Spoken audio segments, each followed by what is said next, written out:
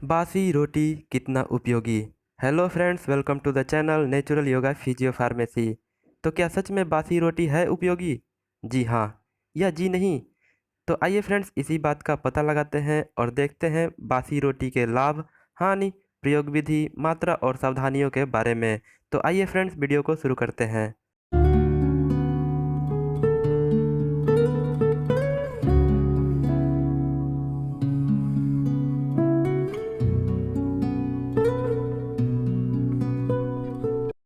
अक्सर आपने सुना होगा यह कहते हुए कि बासी रोटी को खाना स्वास्थ्य के लिए हानिकारक होता है। ऑफ कोर्स ऐसा ही है। एक डाइटिशियन की सलाह माने तो बासी खाना हमेशा हानिकारक होता है, क्योंकि भोजन को एक बार पका देने के बाद उसका डिकम्पोजिशन होने लगता है। आपने देखा होगा कि जब भी आप एक सेव को काट करके खुली हवा में रखते हैं तो उसके कटे हिस्से का कलर तेज़ी से बदलने लगता है, वह तेज़ी से डार्क होने लगता है। ऐसा इसलिए होता है क्योंकि सेव के कटे हिस्से में कई तरह के माइक्रो ऑर्गेनिजम्स का अटैक होने लगता है, जिसके बाद फिर उसका डिकम्पोजिशन शुरू होने लगता है। भोजन को पकाकर ताज़ा खाना ही अच्छा होता है, क्योंकि भोजन के पकने के बाद से ही उसका डिकम्पोजिशन तेज़ी से होने लगता है और फिर वातावरण में मौजूद कई तरह के माइक्रो ऑर्गेनिजम्स भोजन पर अटैक करके उसके डिकम्पोजिशन में मदद करने लगते हैं। जिसके बाद फिर बासी भोजन को खाने से कई तरह के प्रॉब्लम्स जैसे कि food poisoning, acidity, loose motion, पेट में दर्द, सिर दर्द, कब्ज और पेट से जुड़ी कई दूसरी तरह की बीमारियां देखने को मिलती है। इसके अलावा बासी खाने को गर्म करके खाना तो और भी ज़्यादा हानिकारक होता है। आजकल आपने सुना होगा कि बासी रोटी का प्रयोग कई तरह के प्रॉब्लम्स जैसे कि ब्लड प्रेशर, डायबिटीज, कब्ज और दूसरे रोगों में भी उपयोगी सिद्ध हो रहा है। तो क्या सच में ऐसा है? जी हाँ, यह बहुत ही हैरानी की बात है कि बासी रोटी लाभदायक है। जैसा कि हमने देखा कि भोजन के पकने के बाद से ही उसका डिकम्पोजिशन शुरू हो जाता है और फिर कई तरह के माइक्रो ऑर्गेनिजम्स का अटैक होता है। ताजे बने रोटी में कई तरह के ऐसे सब्सटेंस होते हैं जिसे पचाने के लिए कई तरह की एंजाइम्स की आवश्यकता होती है। लेकिन बासी रोटी में यही सब्सटेंस कुछ माइक्रो ऑर्गेनिजम्स के द्वारा डाइजेस्ट हो जाते हैं, जिसके बाद इसे प्रयोग में लाने से डाइजेशन बहुत आसानी से और जल्दी हो जाता है। इसके अलावा जब हम बासी रोटी को दूध के साथ लेते हैं तो दूध में मौजूद लैक्टोबैसिलस गेहूं के रोटी को डाइजेस्ट करने में मदद करते हैं।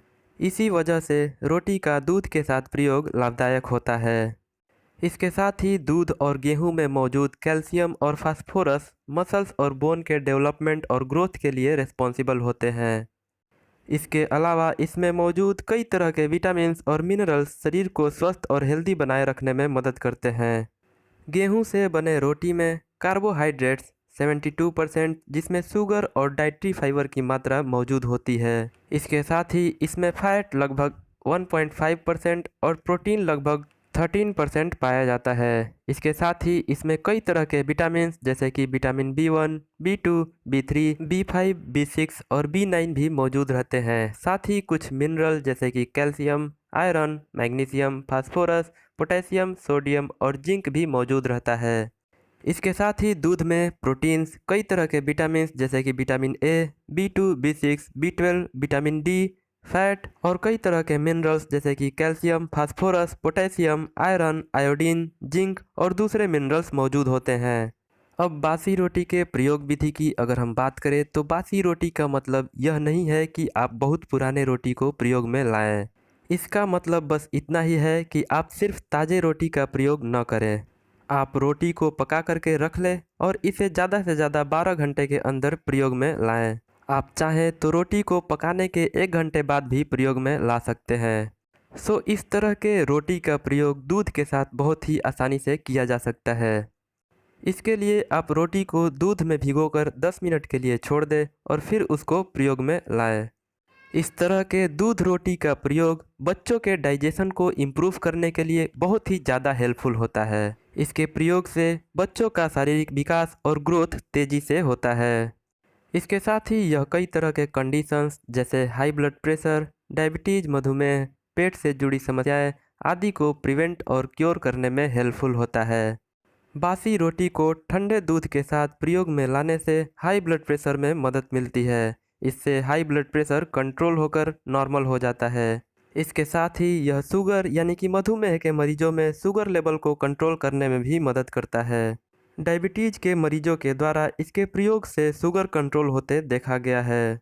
इसके साथ ही ऐसे व्यक्ति जिनको भोजन पचाने में तकलीफ होती है या कब्ज रहता है तो उनको भी इस तरह के भोजन के प्रयोग से राहत मिलता है।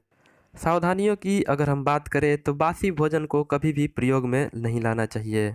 इस तरह के प्रयोग के लिए बहुत ही ज़्यादा पुराने रोटी को प्रयोग में नहीं लाना चाहिए। किसी भी तरह के चिकित्सकीय लाभ के लिए अपने चिकित्सक से परामर्श अवश्य कर लें। वीडियो कैसा लगा कमेंट करके ज़रूर बताएं। अच्छा लगा तो वीडियो को लाइक करें और चैनल को सब्सक्राइब करें, साथ ही दोस्तों के साथ शेयर करें।